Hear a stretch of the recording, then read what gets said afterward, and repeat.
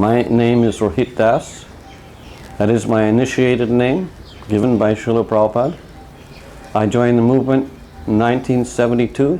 The first Wednesday in April, I met devotees for the first time.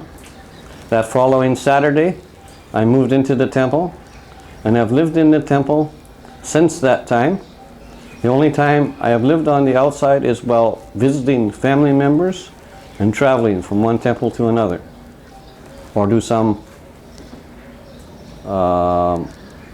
convention of some sort in Krishna consciousness, some yatra. The activities in Krishna consciousness that I have performed at various different times include almost every kind of service that a devotee does. Dressing, bathing, sankirtan, bookkeeping, secretary, temple president, cleaner, taking care of cows, taking care of tulsi. Any kind of service you can think of. I have done this kind of service. Sometimes, or for some of these are services that I have done for 43 years, continuously. And some of these are services that I did for 3 or 4 months, depending upon the need of the center I was in and what other activities I was doing.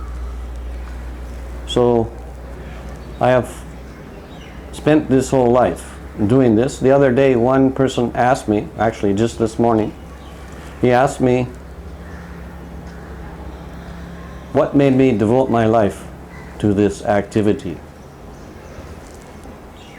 And I told him that, what else can I do? Everything I need is there. What does there need to be on the outside or doing some other activity? Everything is satisfied.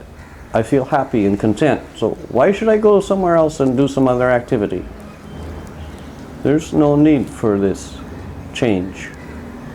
Westerners and those people who have been convinced of the Western culture think that we need to modernize things. But actually what we need to do is not modernize things, but revitalize things according to the Vedic literature, according to the teachings Prabhupada has given us. He has said, or it is said, that these teachings are to be the law books for the next 10,000 years. And how can this come to be if we don't put them into actual operation? Instead, we concoct some way that is done on the outside and say, well, this is a good thing, we should do this. Huh? We should change from the old way and do this new thing. That's not what Prabhupada wanted. Prabhupada established something. He told us how to do it. He told us why to do it. Why should we change anything? Why should we introduce anything new? In the beginning, you would come to Mangal Artik and everybody would dance in unison. Now, this only occurs some festival. The rest of the time, we are standing sort of just lightly shifting the body from one side to the other and smiling and pretending to be a little bit happy. Because we are actually not happy. We're not happy because we're not fully engaged. At one time, when I was a new devotee, I was told, I was giving the pretext that I was not feeling well. So the temple president, he came and he said, stop that kind of mentality. You're not really sick. I want you to go to every artik. I want you to go there. I want you to sing as loud as you can sing, as best you can sing. I want you to play the cartels. I want you to dance. He wanted me to do that. And in the process of doing that activity, joy came because I was pleasing Krishna. This is the purpose of Krishna consciousness, is to learn how to please the Lord. And if you just do it in a pretend style, there is no nectar there. There is no pleasure because you're not pleasing Krishna, so he's not giving that bliss. If you want bliss in Krishna consciousness, you have to engage in the activity. so that it pleases the Lord, so that it pleases the spiritual master. When you're about to engage in some kind of activity, you have to think, would me executing this activity please my spiritual master? Would it please Krishna? And if the answer comes back to you no, then you don't do this activity. And if the answer comes back yes, then you do it with full enthusiasm, with full determination, because this shows your sincerity to Krishna. And then Krishna smiles upon you. He pleases you. And he brings you into his realm. And you're not of this world anymore. This is why in the beginning devotees came off the street, sometimes drugged out, totally polluted by material culture. And Prabhupada said, stop that.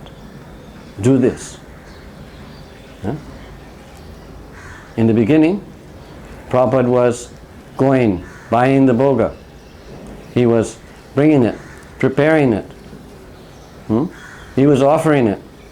Then he was serving it out to us. Then he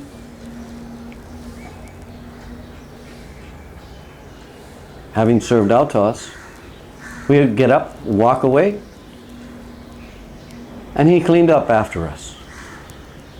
He didn't say anything. This is a true devotee. This is the qualities we should develop. Shouldn't criticize others. We should act so that gradually we would gain their respect. And that they will want to be like us because of this humble nature. Then they will slowly develop in Krishna consciousness according to their degree to surrender to the desire of Guru and Krishna. But in order to fulfill this desire of Guru and Krishna, we first have to act. Sometimes we may have to act and we don't have full faith in it, but just the acting will bring that faith. This is what Krishna consciousness is about, is to change the consciousness we have into the consciousness that we should have, that we had originally, our original transcendental position, our original constitutional position has to be revived. And if we don't do this, then eventually we will go away and we will be lost to Krishna consciousness.